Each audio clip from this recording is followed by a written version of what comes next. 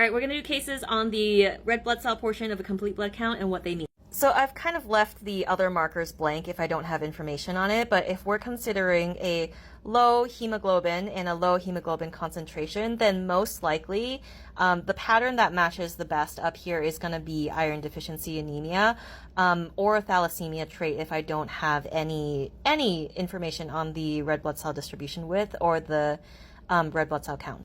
If everything is normal except for the MCHC and the MCHC is elevated, then I want to, okay, so two things here, because like, if the lab did a good job, then I want to look at a blood smear and look at the shape of these red blood cells, because this could indicate something like spherocytosis. But if this is something that is sudden, meaning that everything was normal before and this is suddenly happening,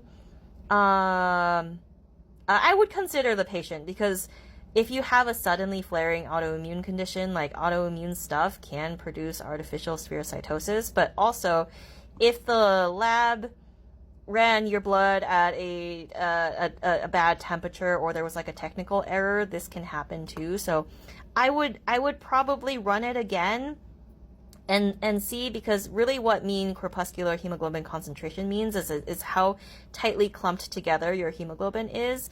And if you run your labs in a cold environment, then that can kind of like naturally clump together. So this might be in lab artifact, or like if this is the only test that this happens on, I would run it again and see if it's real or not. But if this has been your pattern, then yes, absolutely do a blood smear and see what else is going on. If there's a borderline low volume and a borderline hemoglobin, then again, this is going to best match that iron deficiency pattern.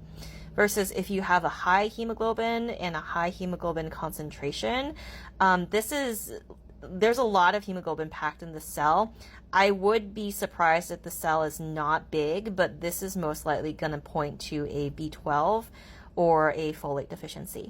If you have small cells and a high red blood cell distribution width, this is iron deficiency anemia. This is your body trying to regulate the size of your red blood cells, but it can't, because it needs to pump out a bunch of little ones because you're iron deficient.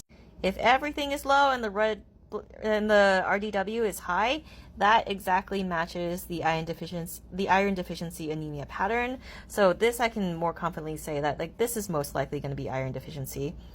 If you have a normal sized red blood cell, but your hemoglobin concentration is low and your RDW is high, I would probably look into seeing whether or not this is a mixed pattern of deficiency, because this would fit more likely with this guy right here, where you've got a artificially sort of like equalized level of the size in the hemoglobin here, just because there are some really big cells and some really small cells at the same time.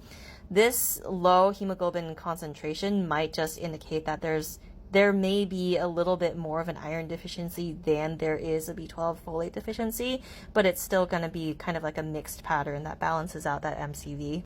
If your MCV is high but you have a low iron, these things are not really mutually exclusive, because low iron is going to cause a smaller MCV.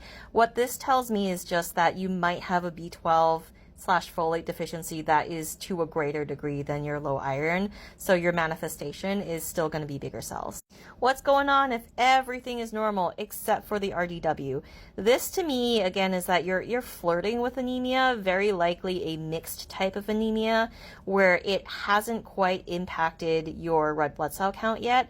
So you're kind of on the way to anemia, but you aren't quite there yet. So your body is trying really hard with a very varied red cell distribution width, but the calculations, the averages between the size and the hemoglobin concentration looks normal because you have both deficiencies at the same time. Now, what happens if you have a high MCV and a low MCHC? Well, this is another kind of classic picture of your cells are really big and really pale, and this is going to most fit the B12 and folate deficiency picture right here. So yeah, again, educational purposes only, but like with looking at patterns like this, you can see how common it is to have sort of a mixed deficiency pattern where you might have an iron deficiency and a B12 folate deficiency at the same time, just on different points in the spectrum, so the labs look kind of weird.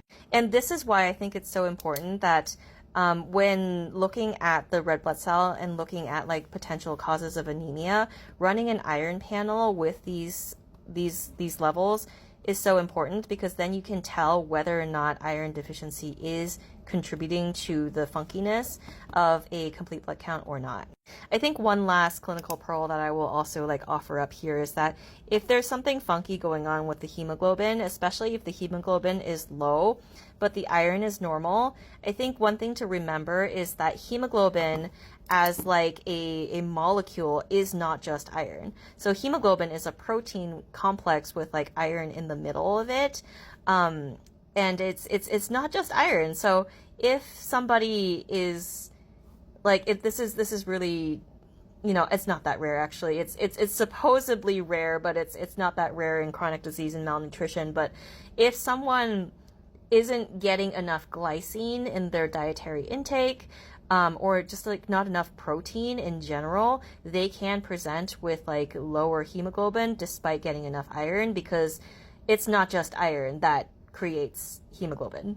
So yeah, hopefully that helps.